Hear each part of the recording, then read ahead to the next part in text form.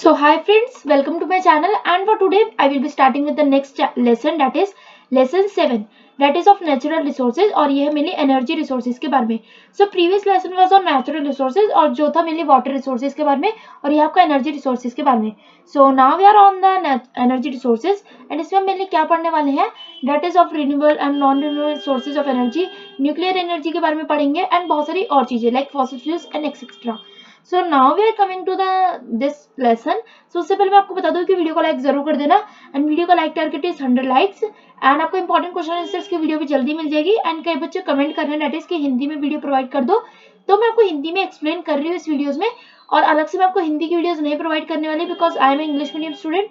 सो मेरे को हिंदी पढ़ना और ज्यादा डिफिकल्ट होगा. So that is why I am saying कि मैं आपको सिर्फ इंग्लिश में जो है वो वीडियोस प्रोवाइड कर पाऊंगी. बट यस, आप इंग्लिश में वीडियोस देख के समझ सकते हो एंड उसमें आपको कोई भी प्रॉब्लम नहीं होगी. So first of all you have is the introduction कि एनर्जी जो रिसोर्सेज है ये होते क्या है mainly and why energy resources are important. Like हमने वाटर सोर्सेज के बारे में पढ़ा. So now we have is the energy sources. So energy जो सोर्सेज है मेनली लाइक जो एनर्जी वर्ड है कॉइन होता है बाय द थॉमस यंग, जो 18 ईयर के जो थे आफ्टर न्यूटन, एंड उन्होंने अप्लाई किया था it to what it is now known as kinetic energy. तो उन्होंने काइनेटिक एनर्जी जो है इसको पहले मतलब आज हम बोलते हैं, और पहले इसको नाम दिया गया था एनर्जी रिसोर्सेज या फिर सोर्सेज. जो टर्म है एनर्जी वो डिफाइन हुआ है एज द एबिलिटी और capacity to do work. Like energy क्या होता है, एक वर्ड जो है जिसका मीनिंग क्या होता है एबिलिटी और capacity to do work. Now we have is the next thing that is जो फर्स्ट लॉ स्टेट है, जो एनर्जी जो है इधर can be created or not destroyed, however it can be transferred from one form to another. So energy को जो generally एक form से दूसरे फॉर्म में जो ट्रांसफर कर सकते हैं. सो एनर्जी जो एक क्रूशियल रिसोर्स है जो कि ड्राइव करते हैं economic growth and development in society, कि हमारी इकोनॉमिक ग्रोथ भी होगी और डेवलपमेंट होगी सोसाइटीज में. जो वर्ल्ड की एनर्जी है वो डिमांड करती है continue to grow driven by population growth, urbanisation and industrialisation. और ये डिमांड करते हैं like this demand possesses significant challenges such as environmental pollution and climate change. क्योंकि अब एनर्जी सोर्सेज जो है वो यूज हो रहे हैं, डिप्लीट हो रहे हैं, तो उससे क्या होगा, एनवायरमेंटल पॉल्यूशन होगा और क्लाइमेट चेंज होगा. देयरफॉर ये बहुत ज्यादा एसेंशियल है कि हम एक्सप्लोर करें डिफरेंट एनर्जी सोर्सेज एंड उनके एडवांटेजेस एंड डिसएडवांटेजेस, ताकि हम इंश्योर कर सके एक sustainable energy future. Now we have is growing energy needs. So जो ग्रोइंग एनर्जी नीड्स है like we have is growing energy needs. So in we have is जो development और growth है, ये प्रोसेस है ऑफ अ कंट्री जो कि require होता है generation as well as consumption of energy. So first of all जो वर्ल्ड की जो एनर्जी है कंजम्पशन है ये ग्रो हुई है by over 160% and since 1990, and ये एक्सपेक्ट की जा रहा है कि ये कंटिन्यू करेगी growing at a rapid pace, मतलब कि जल्दी जल्दी जो ग्रो होगी. नेक्स्ट अगर हम बात करें आईईए के बारे में. So if you don't know कि आईईए क्या है तो ये आप सुन सकते हो अच्छे से एंड इसके बारे में आप जो पेपर में लिख सकते हो, बिकॉज आईईए जो एक बहुत ही इंपॉर्टेंट ऑर्गेनाइजेशन टाइप है. That is agency international energy agency, IEA international energy agency. So ये जो है प्रिडिक्ट करती है कि जो वर्ल्ड की एनर्जी डिमांड है वो इंक्रीज हो जाएगी बाय 25% बिटवीन 2017 टू 2040. एंड ये जो ग्रोथ है ये ड्राइव करती है बाय पॉपुलेशन ग्रोथ. सबसे मेन चीज क्या होती है, पॉपुलेशन ग्रोथ, क्योंकि इसी की वजह से जो है धीरे धीरे जो एनर्जी की डिमांड है वो बढ़ेगी, इंडस्ट्रियलाइजेशन की वजह से, अर्बनाइजेशन की वजह से, एंड डेवलपिंग कंट्रीज जो है वो जनरली इस चीज को और ज्यादा प्रेफर करेगी. क्योंकि एनर्जी डिमांड वो क्यों करेगी, उनको न्यूक्लियर एनर्जी वगैरह चाहिए, उनको बहुत सारी एनर्जी चाहिए ताकि वो एक डेवलप कंट्री बन सके. सो ग्लोबलाइजेशन है, इंडस्ट्रियलाइजेशन है, specially in the emerging markets, या फिर increasing wealth specially in the emerging markets, या फिर rapid growth of the human population. Next है द सोर्सेज ऑफ एनर्जी. तो सोर्सेज ऑफ एनर्जी के बारे में तो आपको इजीली पता होगा, that is exhaustible and non inexhaustible, या फिर हम बात करें रिन्यूएबल एंड नॉन रिन्यूएबल. सो अगर हम बात करें रिन्यूएबल के बारे में that is fossil fuel no. So renewable के बारे में बात करें तो हमारे पास बहुत सारी होती है like solar, wind, hydroelectric, hydrogen, ocean, geothermal and biomass. So ये ऐसी चीजें जो कि रिन्यूएबल है, लाइक वो बार बार रिन्यू हो सकती है. बट नॉन रिन्यूएबल मतलब कि like fossil fuels and nuclear power, मतलब ये जो है बार बार इसको बनाया नहीं जा सकता, एक बार अगर बनाया यूज किया और वो खत्म. सो ये ऐसी चीज है. बट रिन्यूएबल जो होती है वो ऐसा है कि आप उसको बार बार जो है और ज्यादा बना सकते हो. ओशन में मेनली तीन होते हैं, that is ocean waves, tidal and ocean thermal. Next we are moving to 7.5 that is renewable and non renewable sources of energy.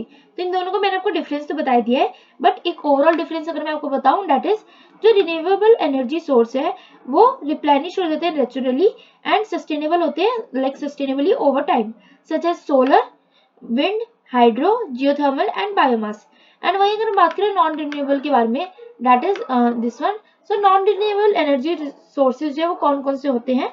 So that is type of sources जो कि रिप्लेनिश नहीं हो सकते naturally, उनको मतलब वो नेचुरली रिप्लेनिश नहीं हो सकते, such as fossil fuel and nuclear energy. So उनको जो है हमारे को बहुत ज्यादा हाई कॉस्ट वगैरह यूज करनी पड़ेगी एंड तभी जो हम रिप्लेनिश उसे दोबारा से कर सकते हैं। So this is the complete difference between renewable resources and non-renewable resources and इसका जो PDF है वो पढ़ सकते हो एंड पेपर में बहुत बच्चे कहते हैं कि मेरे क्वेश्चंस आते हैं, तो इसलिए मैं आपको बता रही हूँ कि ये पेपर में लिए पढ़ लेना बिकॉज ये आपके लिए पेपर के लिए बहुत ज्यादा इंपॉर्टेंट है। नेक्स्ट यू हैव इज जो रिसोर्सेज है वो रिन्यूड होते हैं, लाइक रिन्यूएबल सोर्सेज में क्या होता है जो स्टॉक्स है और रिजर्व्स है वो ऑफ दीज रिसोर्सेज वो अनलिमिटेड होते हैं, मतलब उसकी कोई लिमिट नहीं है। बट नॉन रिन्यूएबल में जो है वो लिमिटेड सोर्सेज होते हैं हमारे पास। The name is there are also called as inexhaustible resources जो renewable है एंड इन्हें हम कहते हैं exhaustible, मतलब वो एक बार को खत्म हो जाएंगे। Then you have is ये जो रिसोर्सेज है वो बहुत ज्यादा इको फ्रेंडली होते हैं जो रिन्यूएबल होते हैं एंड ये पॉल्यूशन कॉज नहीं कर सकता लाइक नहीं करते हैं। वो जो रिसोर्सेज होते हैं जो नॉन रिन्यूएबल होते हैं वो इको फ्रेंडली तो बिल्कुल भी नहीं होते हैं और ये पॉल्यूशन बहुत ज्यादा कॉज करते हैं। Next we have is renewable resources होते हैं like water, air and sun and non renewable होते हैं like coal, petrol, diesel, nuclear fuel etcetera. So next है किस सबके एक्सप्लेनेशन लाइक सोलर एनर्जी क्या होता है, विंड एनर्जी क्या होता है, इन सबके बारे में। सो सोलर एनर्जी जो है ये कंसीडर किया जाता है कि जो सन है वो अल्टीमेट सोर्स है एनर्जी का एंड ऑल अदर फॉर्म्स जो है वो इधर डायरेक्टली है या फिर इनडायरेक्टली है। नेक्स्ट यू हैव इज इसके एडवांटेजेस। सो जो एनर्जी प्रोड्यूस होती है सन से वो बहुत ज्यादा रिन्यूएबल होती है एंड इससे हमारी इलेक्ट्रिसिटी सेव होती है एंड मोस्ट सोलर सिस्टम जो है वो उनका लाइफ स्पेन होता है for around 30 to 40 years. But एक चीज जो इसके लिए बहुत दुखी की बात है दैट इज मतलब दुखी तो नहीं बट डिसएडवांटेज है दैट इज कि जो सोलर एनर्जी है वो काम नहीं करती है जब अगर सनी डे नहीं होगा तो, और अगर क्लाउडी डे है तो वो बिल्कुल भी काम नहीं करेगी, तो इसके लिए हम उस पर जो है बहुत ज्यादा रिलाई नहीं कर सकते हैं। एंड ऑल्सो इसका कॉस्ट दैट इज की इंस्टॉलेशन कॉस्ट है उसकी बहुत ज्यादा हाई होती है एंड जिसकी वजह से मोस्टली लोग जो है इसको लाइक अपने घरों में नहीं लगवाते। Next we have is wind energy. So wind energy में अगर हम देखें सो जो हाई स्पीड मूविंग विंड्स होती हैं वो रिजल्ट करती है in the motion processes and lot of energy जो है उससे बनती है जो कि होती है हमारी काइनेटिक एनर्जी। अगर हम बात करें विंड एनर्जी के कुछ एडवांटेजेस के बारे में, सो जो विंड है वो फ्री होती है, फ्री ऑफ कॉस्ट होती है एंड उसे कैप्चर किया जा सकता है efficiently with the help of modern technology. जब विंड एनर्जी है उसको हम यूज कर सकते हैं to produce hydrogen and electrolysis of water. Next ये है some of the disadvantages that is कि जो मेन डिसएडवांटेज है विंड पावर का that is down of winds unreliable factor, like एक मिनिमम विंड स्पीड जो है that is of 15 kilometre per hour and that is of 4.2 metre जो पर second में, और उसको रिक्वायर है रोटेट करने का एक wind turbine. So there are times कि जब विंड स्पीड अगर ज्यादा नहीं होगी तो वो विंड एनर्जी जो है ज्यादा अच्छे से वर्क नहीं करेगी। Now we have is the hydro electric energy and hydro electric energy जो जनरली किससे बनती है that is with water.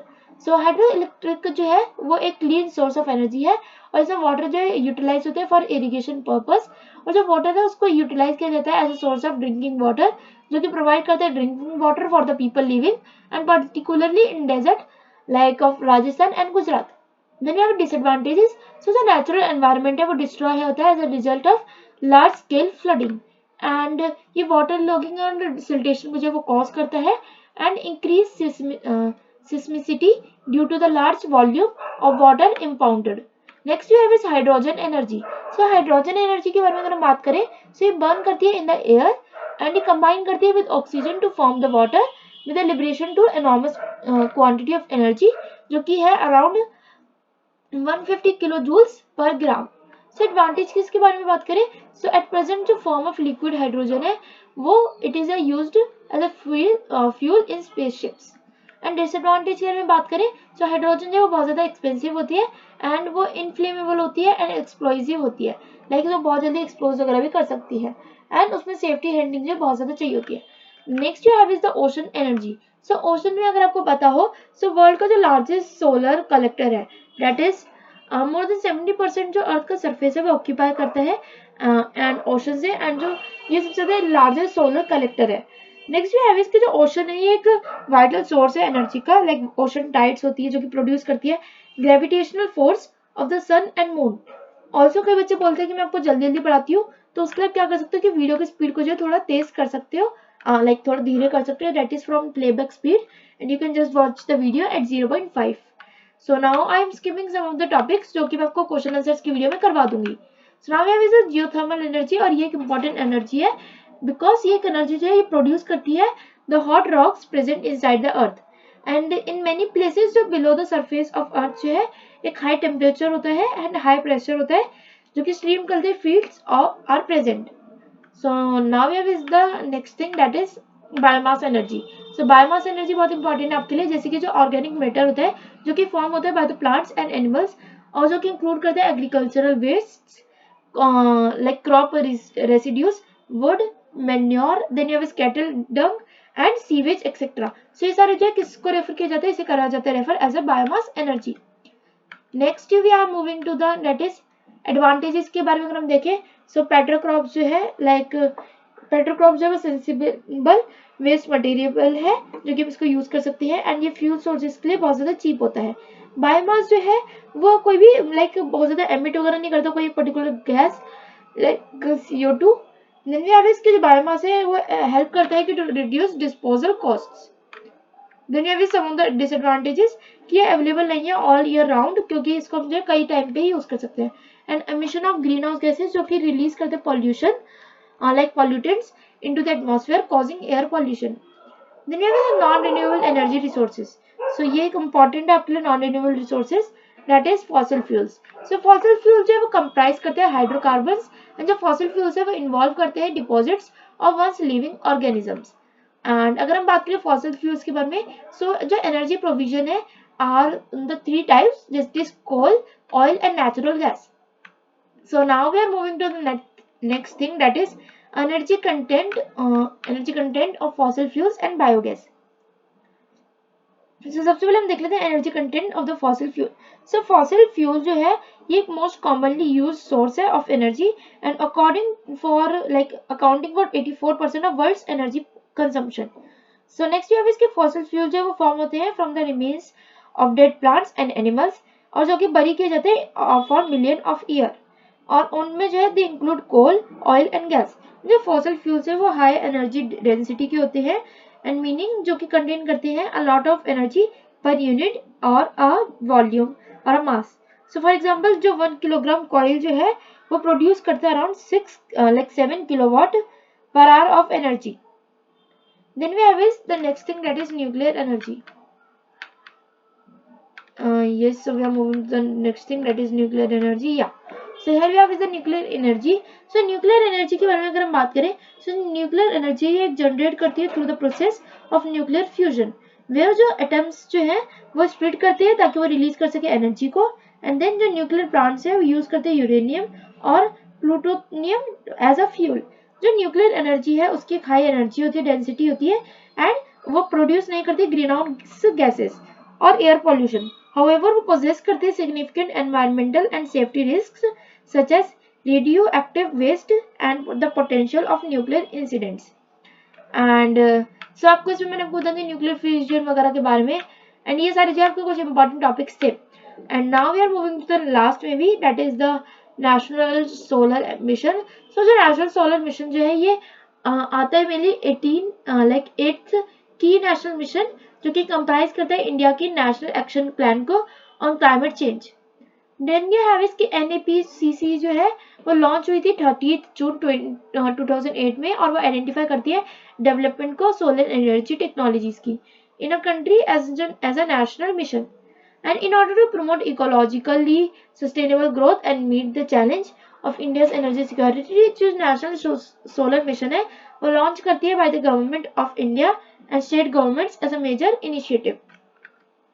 Next we are moving to the next that is summary. So we are now on the summary that is energy जो crucial है और बहुत ज्यादा critical resource है इकोनॉमिक ग्रोथ का एंड डेवलपमेंट का और जो वर्ल्ड की एनर्जी है वो डिमांड करती है mainly continues to grow rapidly जो कि ड्रिवन करती है by like population growth, urbanisation and industrialisation. यहाँ पे जो बहुत सारे like there are various sources of energy like fossil fuels, nuclear energy and renewable energy sources. Fossil fuels जो है वो कॉमनली यूज की जाती है as a source of energy, well जो रिन्यूएबल एनर्जी है वो बहुत ज्यादा like they are becoming increasingly important, मतलब वो धीरे धीरे जो इम्पोर्टेंट बनती जा रही है। न्यूक्लियर एनर्जी जो है उसका एक has a high energy density और वो पोजेस करती है significant environmental and safety risk.